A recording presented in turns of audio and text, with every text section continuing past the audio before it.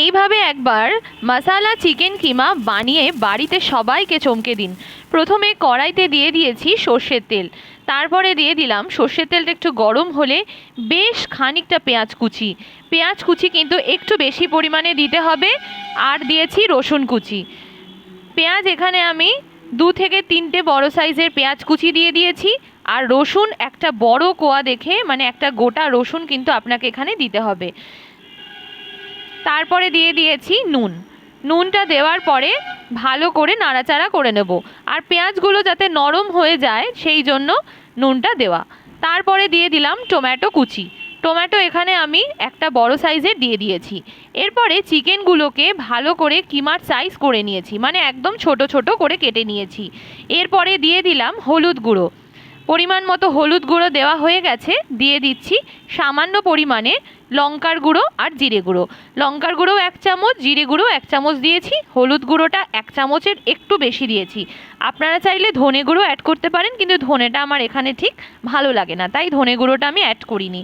এরপরে ভালো করে চিকেনটাকে আমাদের ঢাকা দিয়ে দিয়ে নাড়তে হবে। একদম মিডিয়াম ফ্লেমে যখনই আমরা ঢাকা দেব তখনই পেঁয়াজ থেকে যে রসটা বেরোবে, টমেটো পেঁয়াজ থেকে নরম হয়ে যাওয়ার পর, আর চিকেন থেকে যে জলটা বেরোবে সেটাতেই কিন্তু চিকেনটা ভাজা হয়ে যাবে। তাই এটা একদম হাই ফ্লেমে না দিয়ে একদম লো ফ্লেমে দিয়ে ঢাকা দিয়ে দিয়ে করতে হবে। এরপরে দিয়ে দিয়েছি 4 থেকে 5টা কাঁচা লঙ্কা এইভাবে কুচি করে দিতে হবে। আর যেহেতু এই রেসিপিটা সম্পূর্ণ আমার মায়ের রেসিপি, তার জন্য মাই এইটা খুব ভালোভাবে বানান। আর এইভাবে চিকেন মশালা কিমা বা মশালা চিকেন কিমা একবার এইভাবে বানিয়ে বাড়িতে সবাইকে খাওয়ান, দেখবেন দুর্দান্ত খেতে লাগবে।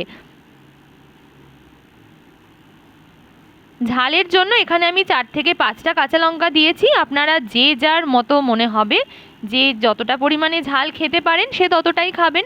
এরপরে ভালো করে নাড়াচাড়া করে নিতে হবে, চিকেনগুলো যাতে একদম ভাজা ভাজা হয়ে যায়।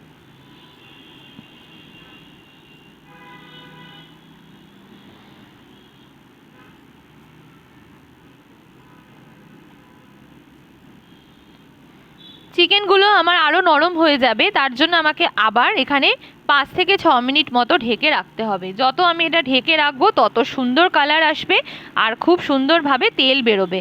দেখুন কত সুন্দর লাগছে। এবার চিকেনটা কিন্তু একদম ভাজা হয়ে গেছে। এবার একটু হাই ফ্লেমে দিয়ে আমি এটাকে 1 মিনিট মতো নাড়াচাড়া করে নেব।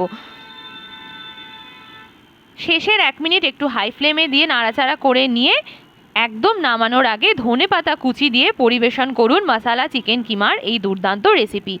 এটা ভাত, রুটি, পরোটা যে কোনো কিছুর সাথেই যাবে, লুচির সাথেও দারুণ লাগে। এইভাবে নতুন নতুন অনেক রেসিপি আমি আপনাদের সাথে শেয়ার করি। আর খুব শীঘ্রই আমার 20K সাবস্ক্রাইবার কমপ্লিট হয়েছে শুধুমাত্র আপনাদের ভালোবাসায়, তার জন্য অনেক অনেক ধন্যবাদ। সবাই ভালো থাকবেন এবং কমেন্ট সেকশানে একবার জাস্ট কমেন্ট করতে ভুলবেন না যে কার কেমন লাগলো আর কি কি আপনারা আগামী দিনে দেখতে চান, কোন ধরনের রেসিপি আপনারা প্রেফার করেন সেটাও বলবেন। এইভাবে আমি একটু ধনেপাতা দিয়ে নাড়াচাড়া করে নিচ্ছি। কাঁচা ধনেপাতার যে গন্ধটা, এটা শুধুমাত্র দুর্দান্ত লাগে না, এর যা সুন্দর একটা ফ্লেভার দেয়, আপনার মনে হবে বারবার যেন এইভাবে মশালা চিকেন কিমা বাড়িতে খাই। আশা করি আজকের রেসিপিটা আপনাদের ভালো লেগেছে। ভালো লাগলে আমার পাশে থাকবেন, সঙ্গে থাকবেন। টাটা।